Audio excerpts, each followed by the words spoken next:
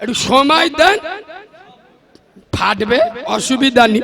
বললুম না মসজিদি বলি অনেক চেপে চেপে বলতি দি। শোনেন এইভাবে এদিকে দেখো, একটা মশলা, দারুণ মশলা বলি। আচ্ছা আপনারা কিরম জ্ঞানী লোক, একটু টিপে দেখি। সারা পৃথিবী 1 নাম্বার দান, মানে পৃথিবীর 1 নাম্বার দান, যে দান করলে সব থেকে বেশি সওয়াব কোনটা? মসজিদে, মাদ্রাসায়, ইয়েতিমের খাওয়ানো, অনাথের পাশে দাঁড়ানো, বিধবার মাথায় হাত রেখা, হজ করা, না যাকাত দেওয়া? আরে বলবেন তো। মসজিদে দান করা, মাদ্রাসায় দান করা, না ইয়েতিমের খাওয়ানো, হজ করা, না যাকাত দেওয়া, না বিধবার পাশে দাঁড়ানো? না জানা থাকলে জেনে যাবেন, কোনো একটা হবে তো। আপনাদের কি মনে হচ্ছে? গরিবের দান করা। আর কেউ কিছু বলবেন? মা বাবার কিছু? আর কেউ কিছু বলবেন? ইয়েতিমের। আর যারা চুপ করে আছে ওরা সব নির্দল। এরা বলে বেকারে মালের থেকে বিশ্বাসনি, কোথায় কি বলে তা ঠিক নি, ভুল হয়ে গেলি, চুপ করে থাক। একদিন ওয়াজ শুনে জামাত করে সবেন শিখেছে, ইয়েতিম, অনাথ, মসজিদ, যাকাত ওইসব করতেছে। এই বাবু, আমি নবিয়ানা মেম্বারে বসে খুব তার্থহীন ভাষায় চ্যালেঞ্জের সাথে বলে যাচ্ছি, খোদার কসম, মসজিদে দান করা সদগায়ে জারিয়া, কিয়ামত পর্যন্ত কবরে সওয়াব রানিং থাকে। সুবহানাল্লাহ বলুন। মাদ্রাসায় দান করা সদগায়ে জারিয়া, কিয়ামত পর্যন্ত কবরে সওয়াব রানিং থাকে। ইয়েতিমের পাশে দাঁড়ানো বড় সওয়াব, অনাথের পাশে দাঁড়ানো বড় সওয়াব, বিধবার মাথায় হাত দেওয়া বড় সওয়াব, মসজিদে দান করা বড় সওয়াব, মাদ্রাসায় দান করা বড় সওয়াব। খোদার কসম, তার থেকে বড় সওয়াব সারা পৃথিবীর 1 নাম্বার দান বাম্মার হাতে পয়সা দেওয়া। সুবহানাল্লাহ বলেন। খোদার কসম, মসজিদে 10 লক্ষ টাকা দেন আর মায়ের হাতে 10 টাকা দেন। আমি কালিমুল্লাহ ইত্তিস চ্যালেঞ্জ, মসজিদে 10 লক্ষ টাকা দেওয়ার থেকে মায়ের হাতে 10 টাকা দেওয়া আল্লাহর কাছে বেশি দামি। সুবহানাল্লাহ বলে। মৌলবীরা এসে গেপসে চলে গেল, বড় বড় বক্তারা এসে, বাবারা মার পান নিচেই জান্নাত। করিমি সুবহানাল্লাহ বলা দেখলি শয়তানও ঘেবড়ে যাবে, ও শালা। আরে হ্যাঁ, না না, মৌলবীরা এসে ওয়াজ করে না, করে না, মার পান নিচে।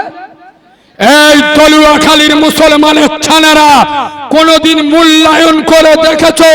বালিশে মাথা দিয়ে, বুকে হাত দিয়ে কোনদিন মূল্যায়ন করেছো যে মায়ের পায়ের নিচে খোদার জান্নাত থাকে, যে মায়ের পায়ের নিচে আল্লাহর বেহেশত থাকে? এই মায়ের পায়ের দাম যদি এত হয়, এই মায়ের মাথার দাম কত? আমি কি বলছি বুঝতে পারছেন না? পাচ্ছেন না? এই যে মায়ের পান নিচে খোদার জান্নাত, মানে আল্লাহর বেহেশত থাকে, মার পায়ের মর্যাদা যদি এত হয়, সেই মায়ের সিনার মর্যাদা কত? কাওরা মার ভাত দেয় না, মসজিদে 20 ব্যাগ সিমেন্ট কিনে দিচ্ছে। দেখলে দেখলে দান করব, লোক দেখবে আর জ্বলবে লুসির মতো। শয়তান বলতে শালা আমার থেকে ডবল হারামি। এ বাবু, এ আপনাদের মসজিদে আমি জানি না, ওই রমজান মাসে ইফতারি দেওয়ার সিস্টেম চালু আছে? প্রতিদিন 1জন 2জন করে দেবে। ওই রমজান চালু হয় আমাদের মসজিদেও হয়। আগের জুমায়, মানে রমজান শুরু হয় 1 সপ্তাহ আগে, যে শুক্রবারটা পড়ে, ইমাম সাহেব দাঁড়িয়ে আল্লাহর ওলিদের নামগুলো লেখে কে কবে ইফতারি দেবে। আরে হ্যাঁ, না না, করি মুঠে বলতে, ও হুজুর 3 দিন আমার নাম পর্বত লিখে লো, লোক খেয়ে চোখ নীল হয়ে যায়। একদিন কি দেবো? 3 দিন ইফতারি দেবো। কদিন? আমি খোদার ঘরে বসে বলে যাচ্ছি, তলায় হাত দিয়ে চেক করে দেখেন, ও হারামখোর চিটিংবাজ গোটা রমজান মাসে নিজের মার 1 কিলো আপেল কিনে দেয় না, মসজিদে 3 দিন ইফতার দিচ্ছে। আর কিছু কিছু মাল আছে, ও সব হালাল হারাম দেখার দরকার নেই, খালি লিয়ায় বিসমিল্লাহ। এ হ্যাঁ না না কথা বলে না। এই দেখো রমজান মাসে করিমের বলতে যে করিমে আজকের কটা রোজা হলো বলদি, বলে কেন 18টা রোজা, বলে আজকের লিস্টটা দেখ দি কাদের ইফতার। ও সব না, আজকে তো জলিলির বাপের ইফতার। এ বলে ইনশাআল্লাহ আগের বছর হালিম দিল, এ বছর মুরগির গোশত দেবে ইনশাআল্লাহ, মানে হারাম মাল খাবো। এই যে মার ভাত দেয় না, বাপের সাথে কথা বলে না, জেনে শুনে ওর মাল খেলে মানে হারাম খেলে।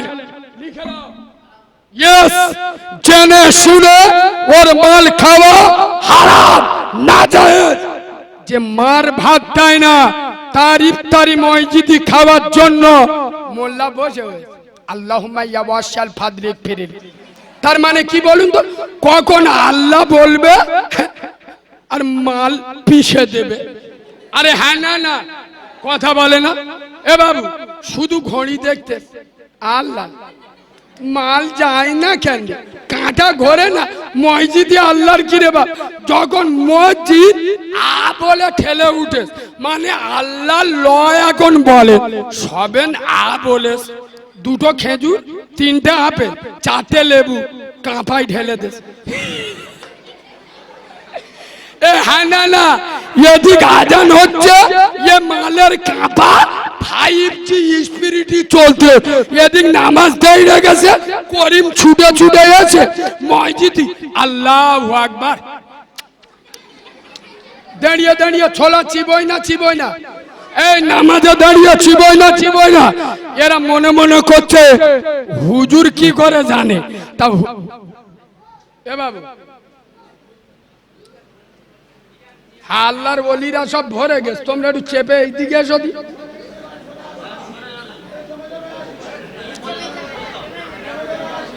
ও বাবু পদে যদি ফেভিকল আটা দেন না, বসো একটু সামনে চেপে না। এরা আমার সে ভাষা দেখেন তো, মসজিদি বইসা দিলি সে ভাষা বেরোয়।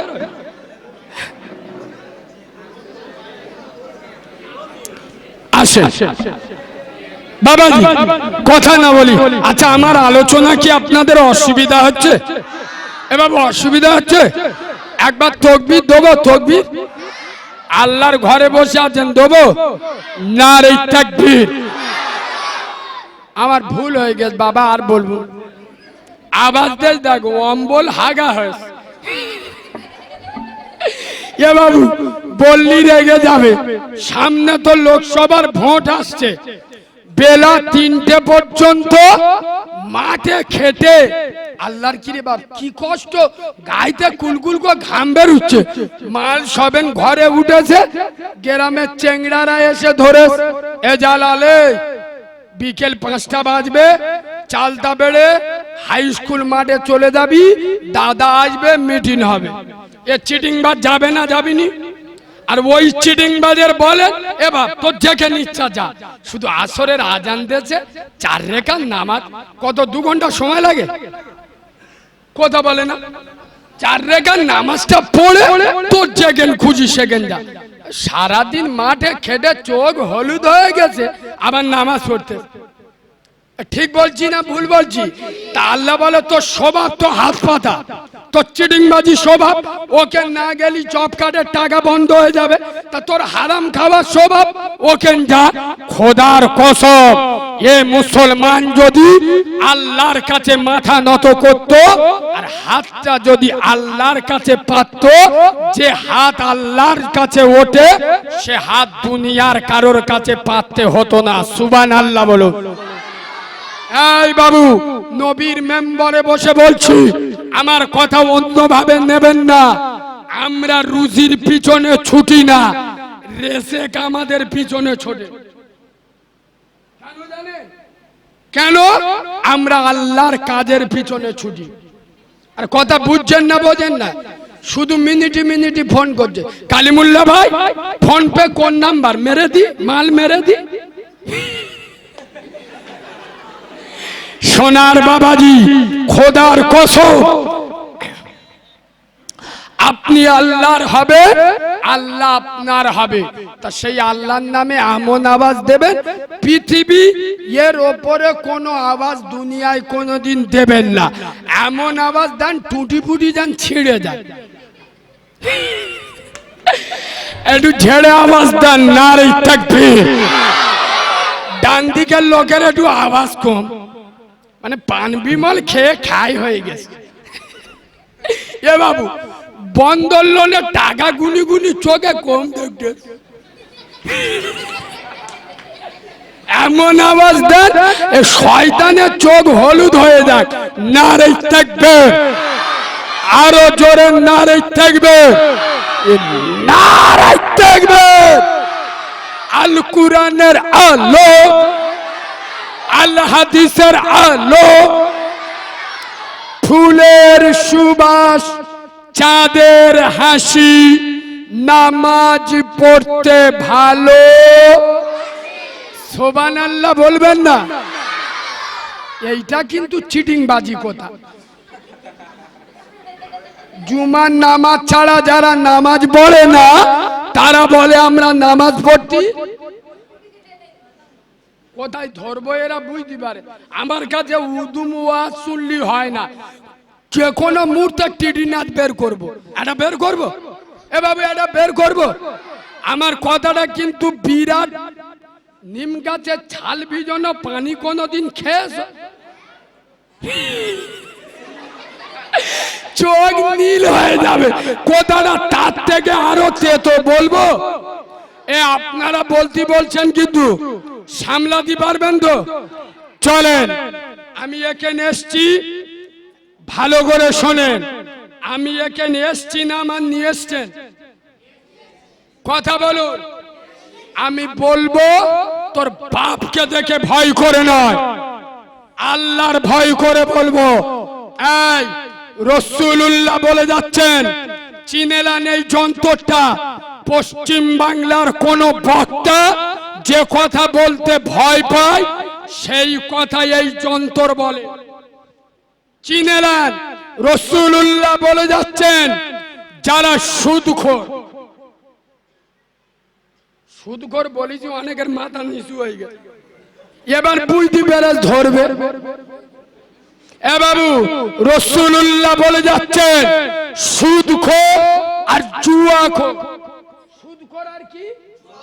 জুয়াখোর। যারা সুদের টাকা খায় আর যারা জুয়ার টাকা খায়। এ বাবু, জুয়া বলতে গেলে আপনারা কি বোঝেন একটু বলুন তো? আরে বলবেন তো, জুয়া বলতে গেলে কি বোঝেন? শুধু লটারি তাস খেলা নয়, আরো অনেক রকমের জুয়া। তবে আমি একটা সিম্পল বলে দিয়ে যাই, আপনারা মিলিয়ে নেবেন। চারজন জন ছেলে করিমদের চার দোকানে বসে, হালকা বৃষ্টি হচ্ছে, করিম বলতে যে চারটা মালটা বের কর বের কর, মানে কি?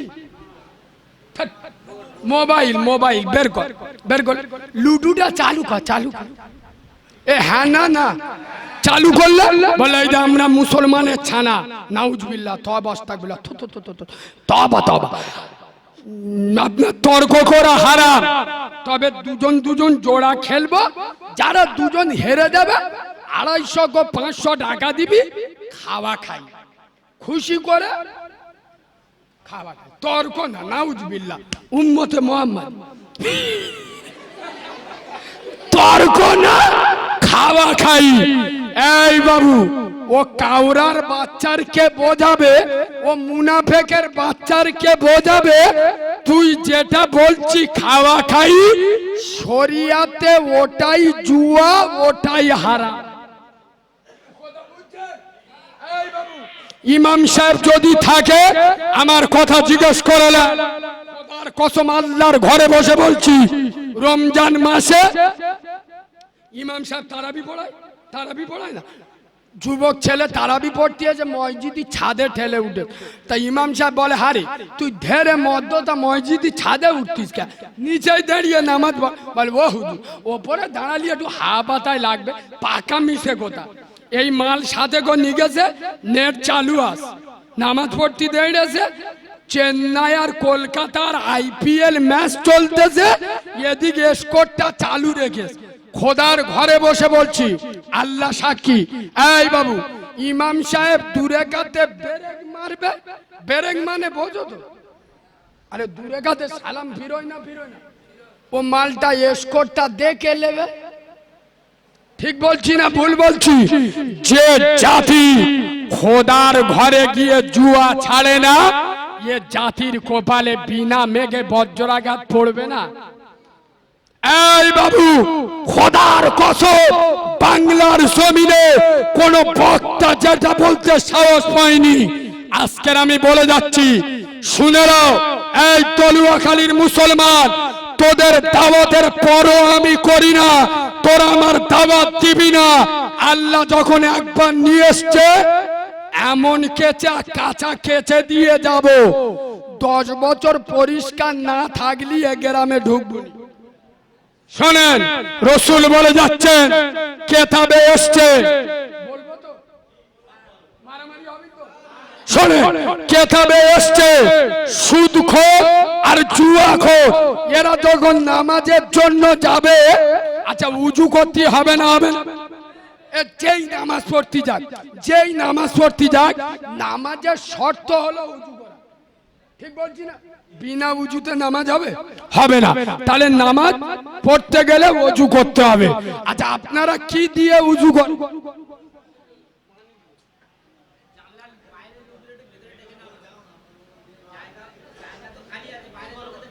মেয়েদের ওইভাবে দান করায়, মেয়েদের জায়গা, তা মেয়েদের জায়গায় মদ্যরা ওখান দাঁড়িয়ে আজকে তোরা মুখে পানি নি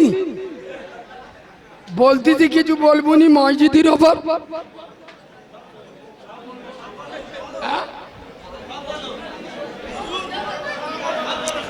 আচ্ছা শোনেন বাবা এদিকে দেখাও, আপনারা ওযু করে স্প্রাইট না কোকো কোলা দিয়ে? আরে জিজ্ঞেস করেন মানে কোনো ভালো মানে আছে তো? কি দিয়ে? খোদার কসম কেতাবে এসছে সুদখোর আর জুয়াখোর এরা যখন পানি দিয়ে ওযু করে, এরা যেন পানি দিয়ে উজু করলো না, কি দিয়ে উজু করলো? খিনজির মানে শরীরের রক্ত দিয়ে ওযু করলো।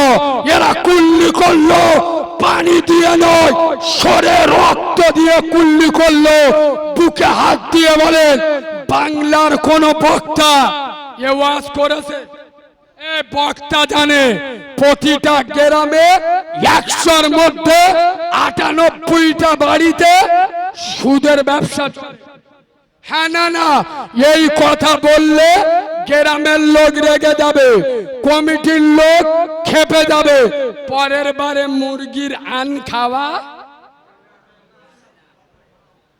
কথা বলে না, হবে না। আমি কোন দুধ খাম মায়ের লালের পরোয়া করে কথা বলি না। রুজির ফাইসালা আসমানে হয় জমিনে নয়, খোদার কসম।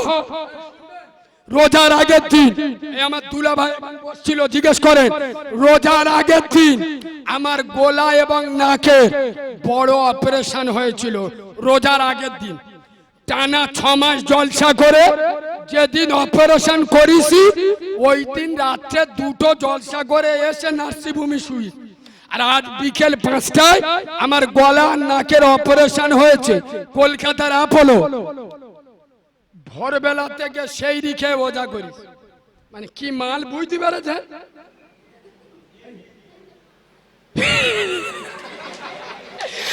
আমার বাড়িতে কাছে ডাক্তার বলেছে রোজা করা যাবে না, আমার বাড়িতে নিষেধ করছে। আমি ডাক্তারে বলছি দেখেন আপনি তো 2 লাখ ঝেড়েছেন, কত আজ বিকেল 5টায় ফেড়েছে, কাল সকালে ছেড়ে দেন, কত লেছে? ওই জন্যই এবারে ফি একটু বেরিয়ে দিস, 20 দিচ্ছি। এ বাবু, আমি বলেছিলাম আপনি ওষুধ দেন, ওষুধ দেওয়ার দায়িত্ব আপনার, খাবার দায়িত্ব আমার। আল্লাহর ঘরে বসে বলছি, টোটাল 1 মাস কথা বলিনি, টোটাল রমজান মাস প্রথম 15 দিন মিথ্যা বলবো না। আল্লাহর ঘর তারাবিটা আমি মসজিদে গিয়ে পড়তে পারিনি, মানে আমার বার হওয়ার ক্ষমতা ছিল না। এমন ওষুধ দিত, ঘুমের ওষুধ। সুতরাং মাগরিবের পরেও খেয়ে ঘুমিয়ে পড়তাম, অনেক রাতে উঠে বাড়িতে নিজে নিজে তারাবি পড়তাম। তবে 15টা রোজার পর থেকে আমি মসজিদে গিয়ে তারাবি পড়া শুরু করি। সোনার বাবাজি, 1 মাস কথা বলিনি, বাড়িতে লিখে লিখে ফোনে ফোনে কথা বলতাম। রোজার ঈদের দিনতে জলসা শুরু করেছি, বগরা ঈদ পর্যন্ত 155টা জলসা। রুজির মালিককে তোর মতো মদ কর, সুদ কর, গাঁজা কর, পাতা কর, চুল্লু কর, বাম্মার ভাত দিস না, বাঁদরের বাচ্চা, চিডিংবাজের বাচ্চা, হারাম খাস, তোর থেকে আমি ভয় করে কথা বলবো। এই আমাকে দাওয়াত দিবি না। যে মোল সাহেব চুমো খেয়ে ওয়াজ করে, সেই মোল সাহেবের দাওয়াত দিবি। আমার ওয়াজ শোনার যদি ক্ষমতা থাকে, তারপরে আমার দাওয়াত দিবি। শুনবেন, হযরতে খালেদ বিন ওলীদ, একবার সুবহানাল্লাহ বলবেন? এ সুবহানাল্লাহ, এ হাদিস উঠবে না। একটু মিষ্টি করে সুবহানাল্লাহ বলবেন, আর একটু ভালোবাসা দিয়ে সুবহানাল্লাহ বলবেন। আব্বা, এই খালেদ বিন ওলীদ আল্লাহর নবীর মস্ত বড় সাহাবা, সাহাবী রাসূল। 125টা যুদ্ধে সেনাপতি হয়েছিল। কটা? কসম খোদার, আনন্দের ব্যাপারে একটা যুদ্ধে হারিনি। আরেকবার সুবহানাল্লাহ। আব্বা, এনার তলোয়ারের ওজন ছিল 35 কিলো। কত? ঢালের ওজন ছিল 40 কিলো। এই মোতার যুদ্ধ নাম শুনেননি ইসলামে? এই মোতার জেহাদে একদিনে 9টা তলোয়ার ভেঙেছে, তমু পিছনে হটেনি। সুবহানাল্লাহ বলো। চোখ থেকে পানি আসবে, হাদিসটা শোনেন। হযরত খালেদ বিন ওলীদ খোদার কসম বিছানায় শুয়ে আছে, একটু পরে মারা যাবে। আর স্ত্রীকে বলছে, এ আমার কলিজার টুকরা স্ত্রী, তোমার জন্য চলবে, তোমার জায়েজ আছে। আমার এই পায়ের নখ থেকে নিয়ে আর মাথার চুল পর্যন্ত একটু চেক করে দেখো তো, রাসূলুল্লাহ আমার 125টা যুদ্ধে সেনাপতি করেছিল। আমি ইসলাম ও কোরআনের জন্য জিহাদ করেছি। 70 তীর তলোয়ারের আঘাত আমার শরীরের এমন একটা জায়গা কি বাকি আছে যেখানে লাগেনি? খোদার কসম, স্ত্রী গোটা শরীরটা চেক করে বললেন, হে আমার হৃদয় রঙের রাজা, অন্তরঙ্গের বাদশা, প্রিয়তম স্বামী, কসম খোদার, আমি আপনার স্ত্রী সাক্ষী দিচ্ছি, আপনার শরীরে এমন কোন জায়গা নেই যে জায়গাটায় আল্লাহর জন্য আপনি আঘাত খাননি। সুবহানাল্লাহ বল। ভাষা শুনে খালেদ বিন ওলীদের চোখ দিয়ে টস টস করে পানি ঝরছে। হযরত খালেদ বিন ওলীদ কাঁদছে। আচ্ছা, এটা খুশির বিষয় না আনন্দের বিষয়? আরে বাবা, হযরত খালেদ বিন ওলীদ তৃণমূলের ঝান্ডা তোলার জন্য তো গুন্ডামি করতে গিয়ে মার খাননি।